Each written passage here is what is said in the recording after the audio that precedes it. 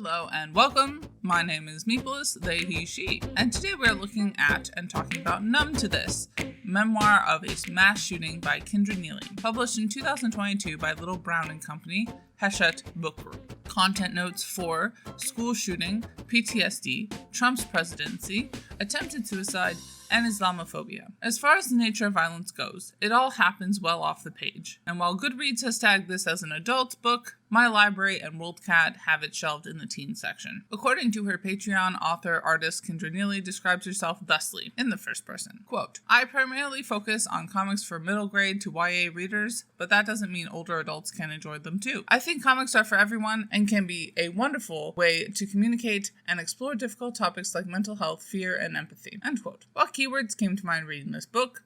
Autobiography, of course, triggers, protest, education, community, and coming of age. The summary is, quote, Kindra Neely never expected it to happen to her. No one does. Sure, she'd sometimes been close to gun violence, like when the house down the street from her childhood home in Texas was targeted in a drive-by shooting, but now she lived in Oregon, where she spent her time swimming in rivers with friends or attending classes at the bucolic Umpqua Community College. And then one day it happened. A mass shooting shattered her college campus. Over the span of a few minutes on October 1st, 2015, 8 students and a professor lost their lives. And suddenly Kindra became a survivor. This empathetic and ultimately hopeful graphic novel recounts Kindra's journey forward from those few minutes that changed everything. It wasn't easy. Every time Kindra took a step towards peace and wholeness, a new mass shooting devastated her again. Las Vegas, Parkland. She was hopeless at times, feeling as if no one was listening, not even at the worldwide demonstration March for Our Lives. But finally, Kindra learned that, for her, the path toward hope wound through art, helping others, and sharing her story. End quote. Not the absolute first book to the topic. Surface-level web searches seem to indicate this is the first non-fiction comic dealing with school shootings, ?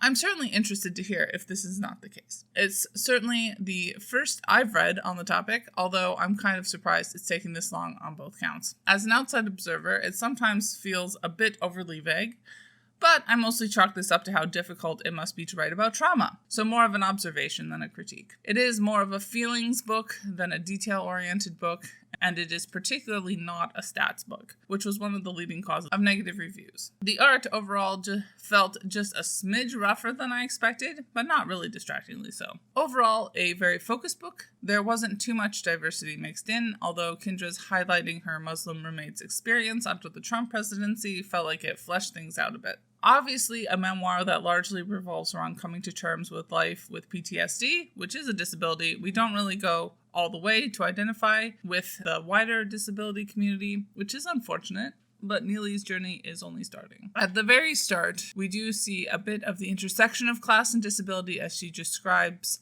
the financial ramifications of her mother becoming disabled and losing her job in the Air Force. Overall, a hard but also somewhat cathartic read.